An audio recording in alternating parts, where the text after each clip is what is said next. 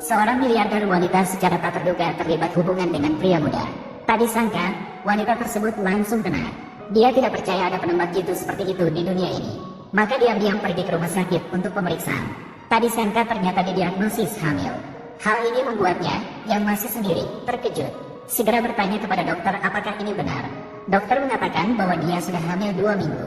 Mendengar ini, wanita itu langsung panik. Tanpa disadari, ayah anak itu bersembunyi di balik pintu mendengarkan. Ternyata, tidak lama kemudian, wanita itu sebenarnya berencana meminta asistennya membeli mobil mewah untuk pacarnya sebagai hadiah. Sambil mengungkapkan bahwa dia sebenarnya adalah CEO Tanshi. Namun, pada detik berikutnya, dia secara tak terduga menemukan bahwa pacarnya melakukan hal yang tidak senonoh di belakangnya.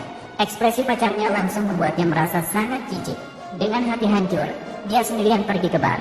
Dan dia memesan 4 pria tampan sekaligus.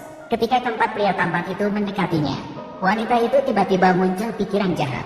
Karena di dunia bisnis, CEO Graces Group selalu menekannya. Hal ini membuat wanita selalu berada di posisi kedua. Sekarang mendengar bahwa CEO Gusi tidak suka wanita, maka wanita dengan tegas langsung mengirim 4 pria tampan untuk melayani CEO Gusi di lantai atas. Namun sebelum mereka pergi, CEO Gusi malah tergesa-gesa masuk. Wanita yang tidak tahu situasi mengira CEO sebagai pelanggan utama. Sebelum pemilik lain bisa menjelaskan, langsung memerintahkan asisten untuk membawa CEO ke kamarnya. Dengan begitu, keduanya tanpa sengaja bertemu. Namun wanita sama sekali tidak menyangka, pria tampan ini ternyata adalah CEO arogan dari perusahaan pesaingnya. Setelah sadar, wanita malu meninggalkan cek sejuta, lalu buru-buru melarikan diri dari hotel. CEO yang bangun kemudian terdiam setelah melihat cek tersebut. Awalnya dia mengira wanita semalam adalah wanita licik yang ingin menikahi orang kaya.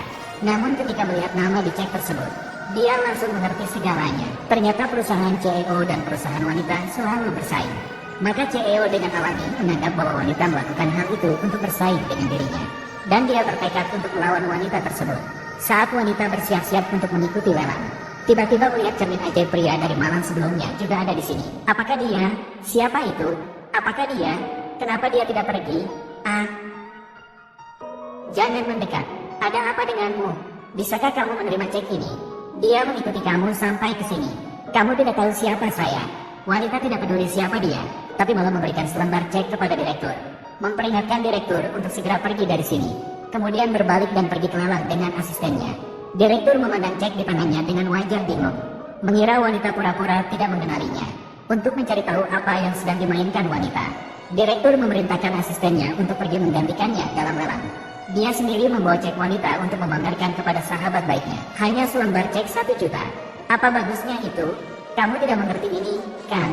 Diberikan oleh wanita, menggunakan uang wanita. Kamu masih mengerti begitu? Aku berkata padamu, pria bisa menghabiskan uang, tapi ingin menghabiskan uang wanita, itu membutuhkan daya tarik yang besar. 11. Hanya kurang 11.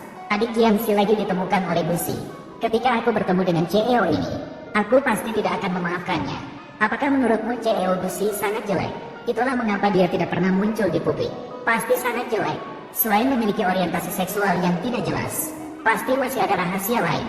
Apakah tidak bisa ereksi? Wanita ini tidak akan berhenti, kan? Sangat disayangkan, kan? Kamu bilang dia sangat kaya, tidak bisa ereksi. Apakah dia membeli uangnya dengan cara curang? Ya. Selesai. Bagaimana bisa bertemu lagi? Bagaimana bisa masalah ini tidak selesai? Ini bukan manusia. Siapa? Benarkah, Nona Tang? Kamu tidak akan berhenti, kan? Kamu bilang kamu sudah mengatur tunangan untukku. Baik, aku akan segera pulang. Aku akan segera pulang sekarang. Kita bicara nanti. Baiklah. Jangan menghalangi jalan. Lihat saja, kenapa kamu di sini? Kalian harus membatalkan pertunangan ini untukku. Aku bahkan belum pernah bertemu cucu Lima. Bagaimana bisa bicara sembarangan? Baiklah, ini terlalu berlebihan.